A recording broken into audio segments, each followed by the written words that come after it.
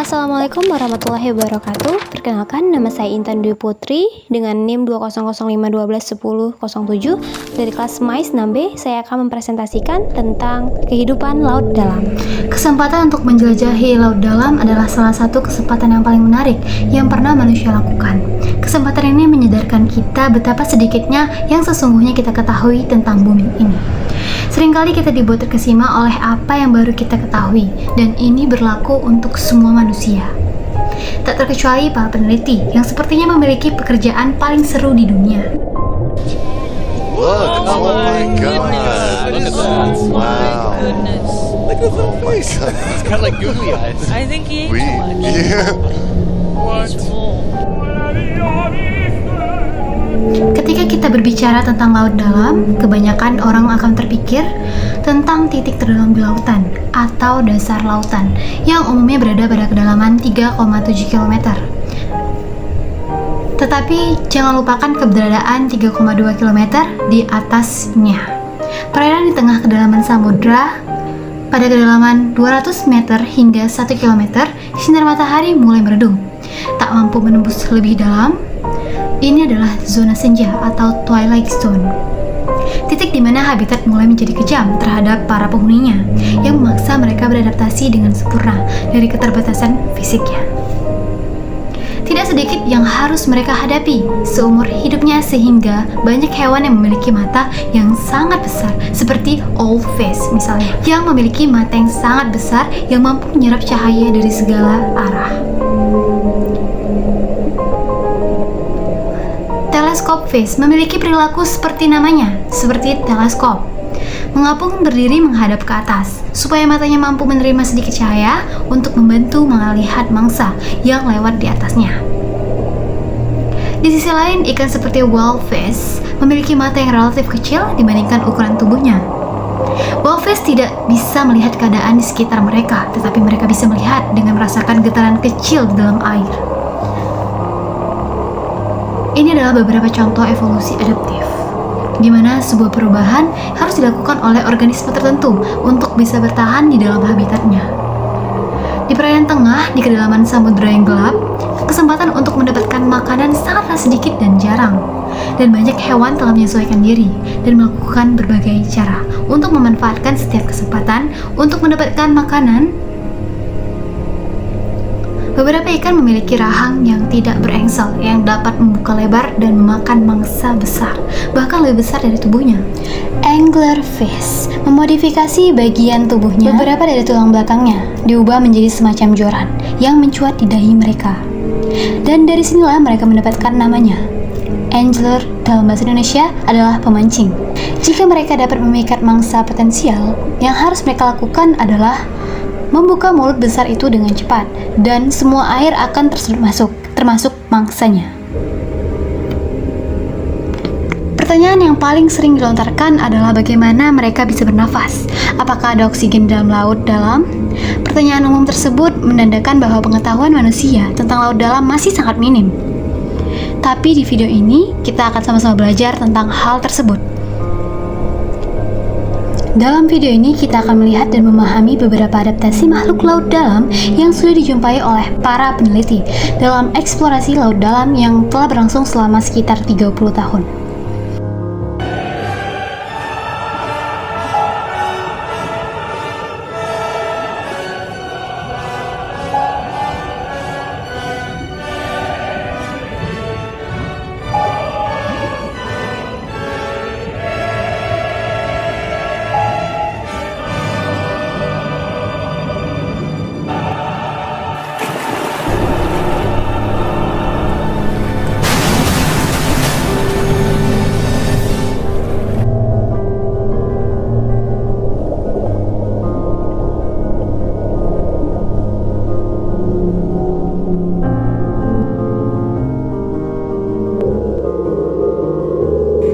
Secara umum, ikan bernafas dengan menyerap oksigen terlarut melalui insangnya. Oksigen terlarut akan selalu ditemukan di air, jadi kebanyakan hewan di laut dalam dapat bernafas dengan normal, menggunakan insang atau paru-paru mereka, seperti ikan di permukaan. Namun di zona mesopelagis atau zona twilight, keadaan mulai menjadi gelap. tapi oksigen masih lumayan banyak. Di zona batipelagis atau zona midnight, kondisi habitat akan semakin ekstrim. Ada banyak faktor yang mengancam kehidupan makhluk yang tidak semestinya berada di sana, mulai dari ketiadaan cahaya, tekanan air yang sangat tinggi, suhu rendah, nutrisi rendah, kandungan oksigen terlarut yang rendah, hingga keterbatasan makanan. Salah satu adaptasi ikan dan hewan lain di laut dalam adalah memiliki tingkat metabolisme yang sangat rendah, yang berarti mereka membutuhkan lebih sedikit oksigen daripada ikan di permukaan. Tujuan utama dari adaptasi ini adalah untuk menghemat energi, sehingga banyak ikan dan hewan lain di zona ini tidak banyak bergerak. Melayang di badan air bahkan terlihat seperti sedang tidur. Beberapa hewan hanya diam menunggu marine snow atau salju laut, yakni sisa-sisa organisme yang jatuh dari lapisan yang lebih kaya nutrisi di atasnya. Dengan cara ini, mereka dapat menggunakan lebih sedikit oksigen untuk memproduksi energi. Marine snow atau salju laut adalah hujan yang turun di laut dalam, yang terdiri dari sebagian besar detritus organik yang jatuh dari lapisan perairan di atasnya. Salju laut umumnya terdiri dari sisa-sisa bangkai tumbuhan dan hewan. Ini adalah proses penting untuk mengekspor energi dari zona fotik yang kena cahaya ke zona afotik di bawahnya. Siklus ini juga disebut sebagai pompa biologis. Salju laut memainkan peran penting dalam siklus karbon global. Patricia Yeager, profesor ilmu kelautan di Universitas Georgia, pernah mengatakan, salju laut seperti daun yang berguguran di hutan. Salju laut membawa makanan yang dihasilkan oleh fotosintesis di permukaan laut yang cukup terang ke laut dalam yang lebih gelap. Salju laut memberikan makanan penting bagi hewan dan mikroba yang hidup di tempat yang kita sebut zona senja atau twilight zone. Rata-rata curah hujan salju ini bertambah hingga sekitar 2 bulan apel per meter kuadrat di lautan. Tidak banyak, tapi sepertinya sudah cukup untuk menghidupi hewan di laut dalam. Banyak hewan laut yang beradaptasi untuk memanfaatkan marine snow sebagai sumber energi mereka, seperti cacing laut dalam, larva hewan laut, atau hewan laut yang berukuran kecil, yang akan menjadi mangsa bagi hewan yang lebih besar.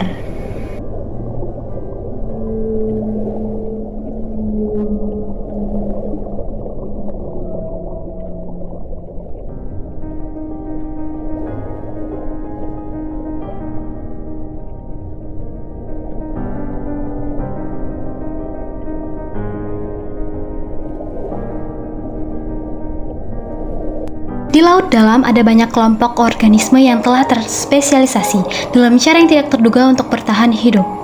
Beberapa dapat tumbuh sepanjang 3 meter dan lainnya mengambang seperti hantu di badan air.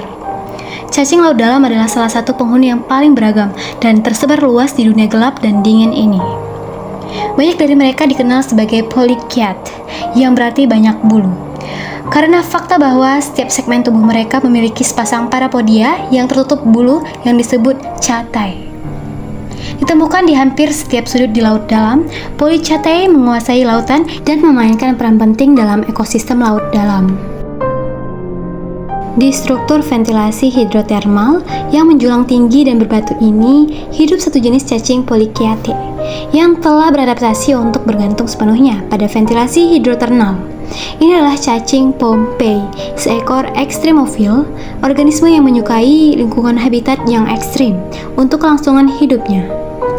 Dan mereka merupakan hewan paling tahan panas di bumi, yang hanya ditemukan di ventilasi hidrotermal di Samudra Pasifik. Mereka membentuk koloni tabung tahan panas yang menempel pada ventilasi hidrotermal.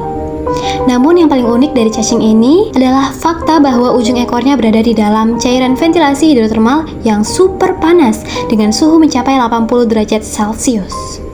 Sementara kepala mereka yang seperti bulu mencuat keluar dari tabungnya ke suhu air yang relatif lebih dingin. Cacing Pompei membentuk hubungan simbiosis dengan bakteri. Rambut yang melapisi tubuhnya menjadi selimut anti panas berbahan koloni bakteri berfilamen. Bakteri itu tetap hidup karena cacing Pompei mengeluarkan lendir yang kaya enzim gula dari punggungnya untuk memberi makan mereka. Dan sebagai balas budi, bakteri bertindak sebagai insulasi dan detoksifikasi terhadap cairan ventilasi hidrothermal di dalam tabung cacing, mengubah bahan kimia mematikan menjadi energi yang dibutuhkan cacing untuk bertahan hidup. Tetapi cacing Polychaete juga melimpah di hamparan terbuka di laut dalam, di mana mereka bertahan hidup dengan memakan plankton dan salju laut yang melayang turun dari atas. Beberapa mensekresikan semacam jaring lendir raksasa di sekitar tubuh mereka.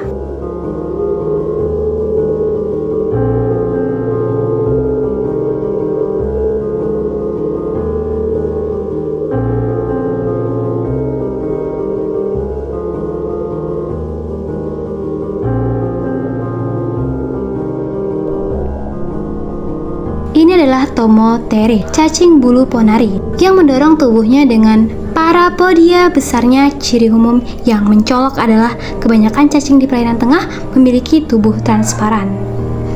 Ini karena di zona perairan tengah tidak ada tempat untuk bernaung atau bersembunyi, dan beberapa cacing seperti cacing bomber hijau telah beradaptasi untuk menggunakan biopendar sebagai cara untuk mengejutkan dan mengalihkan perhatian predator.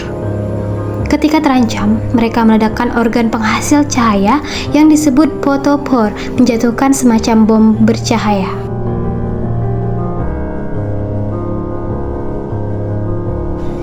Dan ketika cacing yang mengapung di laut dalam ini mati, tubuh mereka akan tenggelam di dasar laut dan akan dimanfaatkan oleh Polychaete lain di sana.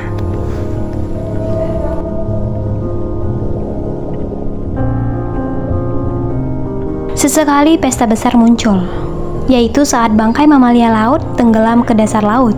Bangkai paus mampu menghidupi ekosistem di area tersebut selama 50 tahun. Semua akan makan dengan lahap. Setelah daging habis, pestanya bubar. Sisa bangkai mulai ditinggalkan, tapi ada Polychaete yang tetap makan, karena mereka memiliki kemampuan untuk mendapatkan nutrisi yang tidak dapat diakses oleh hewan lain. Nutrisi yang terkunci di dalam tulang. Ini adalah tugas cacing Osedax, cacing pemakan tulang atau cacing zombie. Dengan akar hijaunya, mereka mengebor ke dalam tulang bangkai paus untuk mencapai lemak di dalamnya, sumsum tulang yang enggak direbus. Dan sembari makan, cacing Osedax menjalankan peran penting dari siklus nutrisi ekosistem laut dalam. Cacing-cacing ini memainkan peran mendasar di ekosistem laut dalam sebagai detrivora, simbion, dan sumber nutrisi bagi predator.